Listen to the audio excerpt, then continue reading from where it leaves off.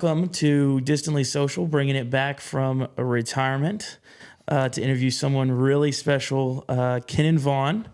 Everybody say hi to Kennon. Hey, really excited to be here, Mitchell. Thanks for having me. Yeah. So through a coincidence that only God could make happen, I call that providence. Yeah, providence. There you go. I met Dr. Kennon Vaughan in H&H, and if you know me, that won't surprise you that it was in H&H. And Cindy Jamelka is actually the one that came together, and we really connected through this and what we're about to talk about. And so really glad to know you, and I think it's such a cool thing what you're doing in your story, and so I wanted to share it with everybody. Yeah. And give them a little taste of what they could see at the event this weekend. That sounds great. Thank you. So let's just jump right in. Mm-hmm. And can you take us back to that foggy morning in January of 2023? Yeah.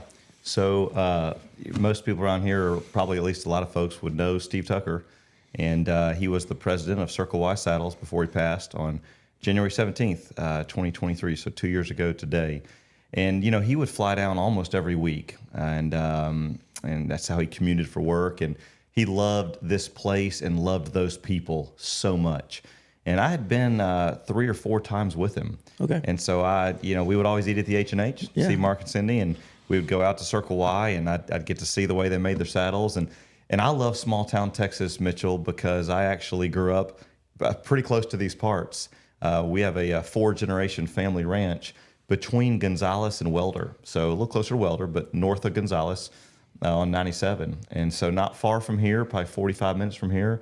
And ironically, even though I'd come up here in the summers, I had never been to Yoakum. We would go to Gonzales all the time for our needs, but not to Yoakum. So, but I love this part of the country, and I would travel with Steve whenever he'd invite me. And on that particular week, he had said, "Hey, if you want to come along, got a trip coming up." And I said, I'd love that. And I liked going with him for a lot of reasons. One, I like this area, but I loved being with Steve. You knew him, truly one of the most special men I knew. He was extremely wise, godly, and honestly, for me, it was a chance to I could talk about whatever's going on in my life and get counsel. Alone time with Steve was gold, because he was a man deeply rooted in God's word, really led by the Spirit. He was an elder at our church. Honestly, he was a hero of mine spiritually. And so I jumped at the chance, and I asked him if I could bring a few guys. My best friend who worked with me, Bill Garner, had never seen our family's ranch, had never been on one of these trips. I'd always tell him how great they were, and he had said, "The next time y'all go, I want to go." So he was with us. 2 young guys that both named Tyler, ironically, Tyler Springer and Tyler Patterson, that one of them, a young man I had been investing my life into. I'd had him in Bible studies, what I call a discipleship group, a group of young men I was teaching God's word to, spending time with. One of them had been with me 15 years, and another one I was just getting to know. So we gathered together that morning. It was a foggy morning, but the flight was great. The first, it was about 2 hours, and up above the clouds, it was a beautiful day. We had a engaging time of fellowship. It was really enjoyable. And we didn't know that there would be any danger or any reason for concern. We didn't feel that or think that. But something, and I'm not an aviation guy, wouldn't be able to do justice with any kind of an explanation, but coming in for landing, we hit that cloud cover. It was a very foggy day. Like you mentioned, it was a real low cloud cover. And somewhere in it, I don't know what it was, but something went wrong. I could tell it was beyond just a little bumpy. Some things were happening. And then, without getting into all the details, there became a point where I was concerned, thinking, man, this doesn't feel right. And then sure enough, I believe we stalled out, is what I've been told. And at that point, we pretty much descended rapidly through the cloud cover that was so low. And when we came out of it, and I saw how quickly the ground was approaching and our descent angle, that's when I knew we're gonna crash. And you hear people say this, it's kind of cliche when your life passes before your eyes, but I certainly thought in that moment, this is it. And I had my wife and I, Catherine, we have 5 sons, and this is not something you plan out, but just the way it happened for me, vividly, I saw each one of their faces just pass right before my eyes. And I just kind of prayed out, God, let me be there for them. And I wouldn't, I didn't think about that prayer. It's just what came out. I think some of that's because my father passed when I was 16. He had brain cancer, and still to this day, I miss him and really missed him so badly in those formative years of my life. And my oldest son was 15.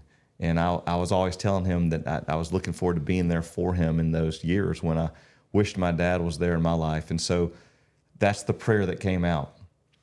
And I mean, I got that prayer out, and then we hit, because it was rapid, it was quick at that point. And things spun. I might have blacked out. It was spinning. I vividly remember the impact and then the spinning sensation.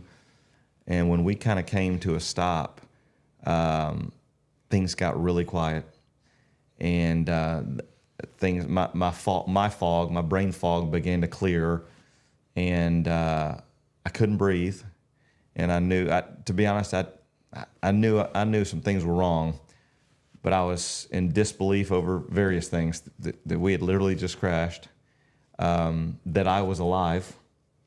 And in the shock of the moment, I could look around, and I saw all four of my buddies. And without a medical examination needed, I knew that they were with the Lord. And I say with the Lord intentionally, because these men, all four, deeply loved the Lord.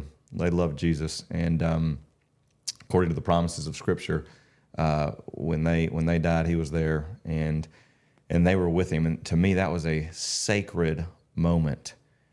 In fact, it went through my head in those seconds. Various things went through my head. One of them was, my buddies are meeting the Lord face to face right now. That was like a encouraging, harrowing, sacred, holy moment where I felt the presence of the Lord with us so richly, and it was so calm. And as that was all kind of going through my head, I kind of began to think, okay, I'm not breathing, and I need to do something here. And I began to kind of, I was a little scared to look down, because I didn't know whether I was all together. I was on the outside. The insides were not doing great. The outside was together. And so I kind of crawled to the threshold of the doorway of the plane. The top of that had been blown off, or on impact had come off. So I kind of balanced myself. I swung my legs over, and I balanced myself on that threshold. And there were two phones on the ground in front of me. And I picked up the first one, which was Bill's phone, to try to call 911. And it was locked. And some, especially our younger listeners, will find this funny, but I did not know how simple it is to make an emergency call. Outside of the Lord's mercy, it would have cost me my life. When I told my boys that, they said, "Dad, you're kidding, right? You can just push the buttons on the side of the phone and make an emergency call." I said, "Wow, I'm glad to know that now." So whenever I tell a story, I include that, because if somebody's ever in an emergency situation, they need to know how to do that. But I didn't, and it was locked. And I remember looking at Tyler's phone, which was upside down, and thinking, if that phone's locked, I'm going to die. And I turned it over, and he had the GPS on. He must have been looking at it when we were approaching landing. And so I called 911, and a gal named Kimberly answered. She was great. I couldn't speak. I had these little bitty blips of air that would come, and I would kind of groan. So I'd try to groan positively or negatively. I'm not sure what she was discerning or not. But she basically walked me through questions, almost none of which I could answer. And she was she figured out that I was in a plane crash. I think I had groaned on one of those. And she didn't have anything on her radar, but she dispatched 2 units to where the cell signal was coming from. And she stayed with me the whole time. Took about maybe 12 minutes from the time she dispatched the units till they got an ambulance arrived on the scene. I could hear them bumping in the pasture behind me. Nicholas Cresta, I was just with him out on the site as we're preparing for this weekend. He was the first one there. I had two guys with him, a gal named Michelle Leopold. They were the first arrivals. I think Nicholas jumped in and checked out the men and determined that they were indeed passed. And they immediately went to work on me.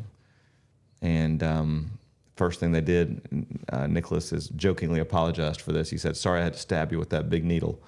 And but he said I probably only had a few minutes to live just on the lack of air, lack of oxygen I was getting. By stabbing you, it's an Army procedure they do that opens up lets that trapped air out that allows your lung to inflate. So they stabilized me, got me to the good folks in Victoria, who further put a breathing tube in and further stabilized me there. And then they sent me to San Antonio to Brooks Army Medical Center, Level 1 trauma, to be treated there. And so when I tell you, that day, and when we left that morning, we were in such high spirits to just be together, a day of fellowship, a best friend, a mentor, two young guys. And, it's been 2 years, Mitchell. The pain is pretty raw. I miss those guys. It feels like it was yesterday sometimes. But I know the Lord is sovereign, and God had other plans. People ask all the time, do you think the Lord was behind this? I'll tell you this, I know that the Lord's sovereign over it. He knew. He certainly could have prevented us from crashing, but he didn't. I think he purposes our suffering. Sometimes he gives us trials to endure. Sometimes we go through, sometimes there's spiritual warfare. Sometimes it's the enemy. Whatever it is, God purposes it. And I've seen God in so many ways from that day till this day purpose this in people's lives. I think what he's doing this weekend in the redemption story is one way he's purposing a tragedy of the loss of four of the best men I ever met in my life. Their families, their wives, there's kids, grandkids. There's a grieving community in Memphis. They were such a part of the fiber of our church. But it's not for nothing. We know God's hand is in it, have seen it, looking forward to seeing how he's going to move this weekend as the message of the gospel goes forth because of the tragedy. Yeah. And before we get into this weekend, your story is so powerful. And, I've heard you, give, glimpses into it a couple times as I've heard you speak at, different things around Yoakum. And so I know everybody's going to want to hear that. That's just, that in itself, is the true redemption story, is, one of the true redemption stories. It's not the redemption story, sure, right? But it is a redemption story. So you talked about God's sovereignty, and I found this really interesting about Soup Campbell. So can you talk about Soup Campbell and him visiting you? Yeah. And who he is to you? Sure. So the name Soup Campbell, so if people just hearing that, they're probably thinking, is that his real name? Real name is actually Roy. Nobody really knows that. He goes by Soup in Memphis. He's like an urban legend in our town, Mitchell, and I knew of him long before I knew him. Been ministering in the deepest, darkest, toughest neighborhood in our town, where most people are pretty scared to even be found. And he's been there 35 years, and he is a extremely godly man, fearless, bold, African American man. Grew up in Shelbyville, Tennessee, but spent his adult life in Memphis. And long story short, I met him in my 20s. I actually had a chance to hear him preach, and when I did, I was in student ministry, but I was struggling. I didn't really feel qualified for the job and didn't know if it's what I should be doing. And when I heard him teach the Bible, I thought two things. I said, man, I want to know the Bible like this guy. And I just want to know Jesus like this guy.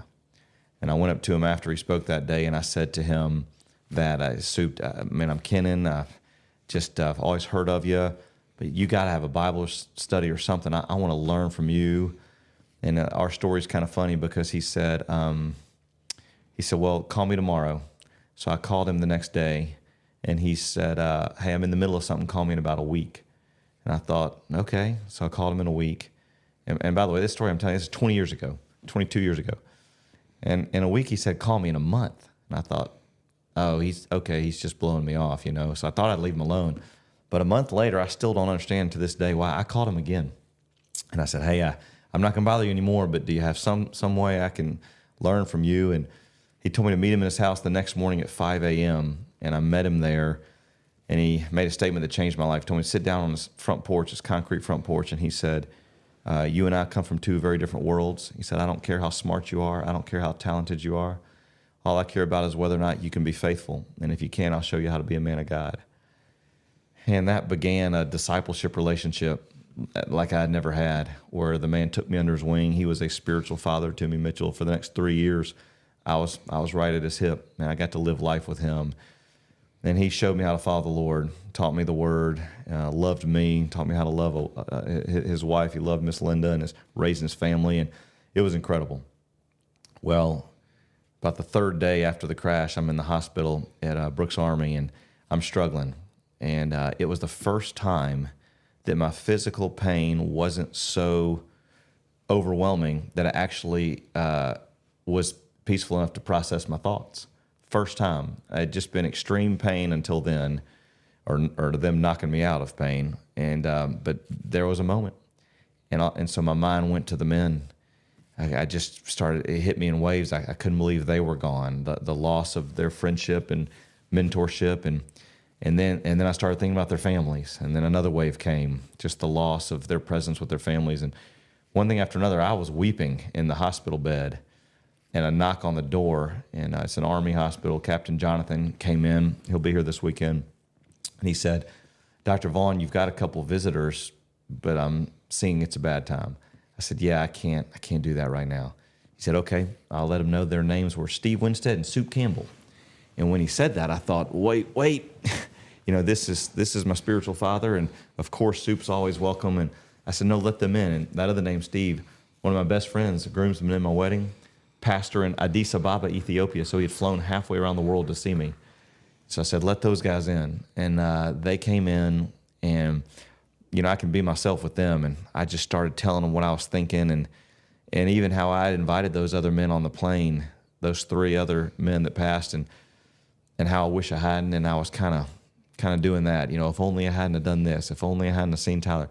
And Soup just put his hand out, and he said, hey, man, he said, you need to stop that. And I just stopped talking. I was crying. He said, look at me. He said, he is or he ain't. He said, you feel me? And which is kind of how Soup talks. And I sat there for a minute. I said, no. I said, what do you mean? He said, he is or he ain't. He said, he's either sovereign over every bit of this, or he ain't sovereign at all. He said, you don't need to do that. I tell you what. It's powerful. You talk about the right word at the right moment from the right man. And I needed that really bad that day. I would tell you I've needed that 1,000 times since. When I go to those places of deep grief and doubts and questions, I just remember, we can't just declare God's sovereign goodness when things are going well in our life. He's sovereign in the midst of tragedy too. He's sovereign in suffering. And like I said, I don't know the mind of God. None of us do. Isaiah 55 says that. I don't know all the reasons why this happened according to God's good purposes, but I know his purposes are good. I know he's sovereign over it. I know he will purpose it. Romans 8:28 says he'll use this for our good, for his glory. I was just talking to Tyler's family just 30 minutes ago out at the site where the redemption story is going to take place, and we were just talking about 100 years from now, we're with them, more importantly with the Lord again. We'll be able to see what we can't see now. But we're going to get an eternity to celebrate God's good purposes. They do hurt. We do grieve him. He sustains us in our grief, but we got to trust him. His purposes are worth it. We trust him. He sustains us, and he'll use it. And we're seeing that in so many ways. So, yeah, he is sovereign. He is the answer to that question. He is. It's just a devastating tragedy, Mm-hmm. Mm-hmm. And in the midst of it, you just shared about one such time where you were really struggling, right? And surely there's the physical toll, there's the emotional toll, How did your relationship with God evolve or change? Because you were already, Sure. I don't want to put you on a pedestal or, you probably have a better relationship with God than a lot of people, and, but how did that even affect you? Yeah. It's a great question. And first of all, it did affect me, and it does. And that's one thing about having a relationship with Jesus is that it's dynamic. It's alive. It's just like my relationship with my wife in this sense. I've been married to Catherine 19 years. I know her really, really, really well. But I bet you in 19 more, I'll laugh at the fact that I just said that now because that it's an ever deepening and ever growing 5 years in, I thought I knew everything about her, but it keeps getting deeper. It keeps getting richer. You keep knowing her more, and that intimacy grows. It's the same with the Lord. And I was already a pastor at Harvest Church in Memphis. I've been directing a disciple-making ministry for the last 20 years, Downline Ministries. I loved the Lord with my whole heart the day we crashed, but I know him better now. And it's not the way I wish it was. But every real season of growth in my life, if I look back, always comes in the valleys. Mm-hmm. I like the mountaintops. Yeah. I prefer the mountaintops. But in the valleys, something happens where when you're really hurting, you're really aware of your need, your brokenness, your pain. And what happens, you're a lot more likely to go to God. You're a lot more likely to pray, to have a prayer life when maybe you're not praying when things are good, but all of a sudden you're calling out to God. You're crying out. You're in pain. You have needs. You need God's grace to meet you every day. And 2 Corinthians 12 says his grace is sufficient for your need. Well, when you know you need it and you're crying out and God meets you with that, there's something there. I've told our people in Harvest, and I've learned this to answer your question in this season more than any ever. When we suffer, it is an invitation to a greater intimacy with God. There's no better invitation than that. I know a lot of people hearing this probably going through something hard in their life. They're not. They're probably about to. But you need to know that when you suffer, which is a part of the human experience, you live long enough, you're going to suffer. You're going to have some unmet expectations, some broken dreams, some physical ailments, emotional pain, potentially tragedy you walk through. And you need to know amidst that, there's an opportunity to know the Lord more deeply. That pain makes you keenly aware of your need and his presence. And when you draw near to God, this is a biblical promise. Draw near to me, the psalmist says, and I will draw near to you. So he does. And man, he increases your love for him. So I have found a deeper, abiding intimacy with Christ in the last 2 years than I had before, without a doubt. I already knew him, already loved him. It's deeper, it's richer. He's always faithful to his promises. When you're in moments like, when you've walked through moments like the last years have brought me, he keeps showing up again and again and again in undeniable ways and strengthens your faith. He's not just met me, by the way. I love Bill and Steve and Tyler's family. They're all family to me. And I've watched them in their grief have to go to the Lord in the rawness of that pain. We've grieved together, and the Lord's met every one of us. It's real. The grief's real. I was just standing in a field with them 30 minutes ago. We're all crying. It still hurts, but the Lord's faithful. His grace has been and will be sufficient for our need. And one other thing I'll throw in, because my wife would want me to say it, I've learned to rest in him. I'm a doer, kind of the way I'm wired. I like to fix things. I'm a mover, shaker, hard charger, ways I've been described. I've had to be still more in the last 2 years than in the first 45 years of my life. I'm not good at being still, but being still's forced me. I've been forced to be still, which has taught me to hear the Lord's voice. And now I'm kicking myself for not being still a lot more, a whole lot longer before this happened. But I've got a rhythm of rest in my life now that I did not have.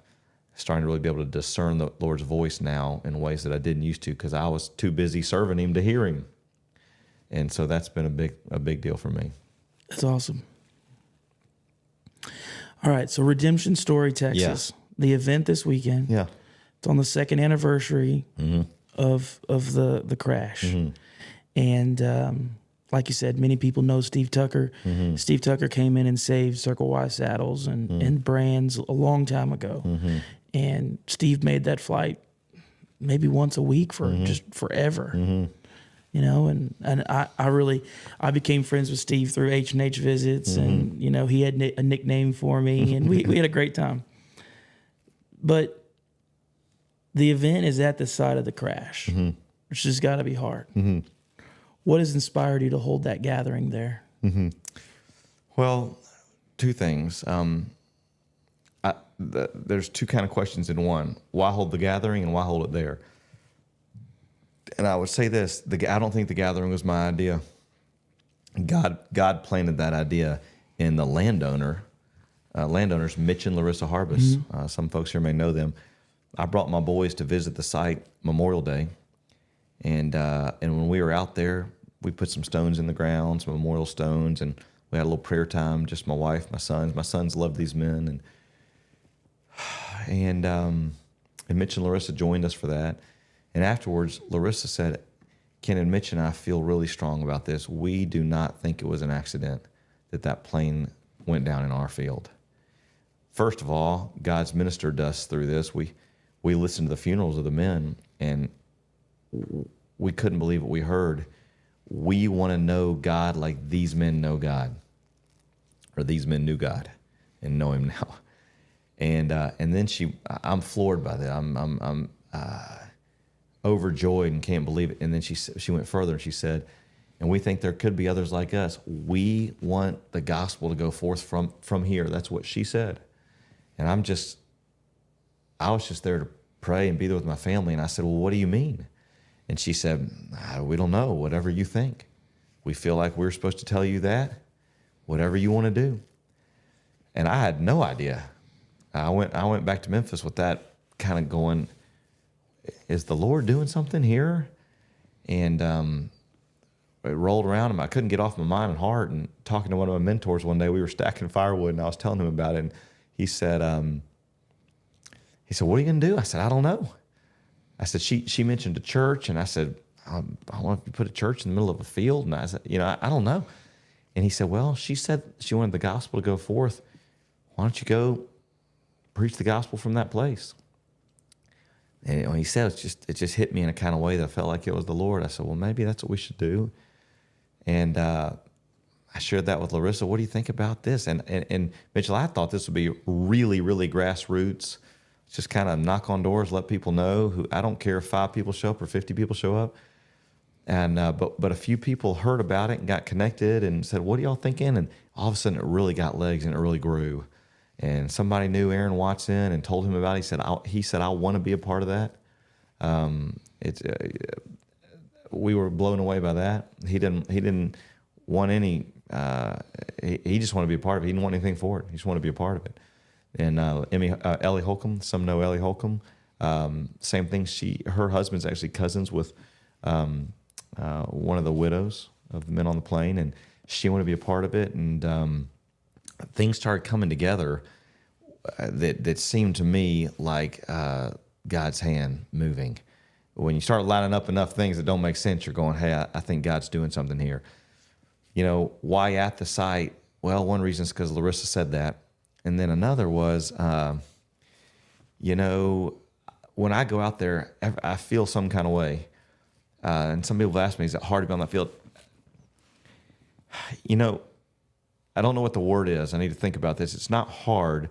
It's special.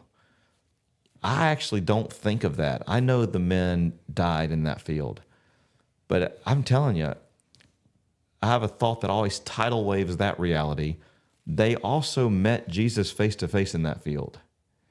And I'm telling you, that's what I always think of. That's the place their faith became sight. So to me, it's a special place in the way it gave life, not in the way it took life.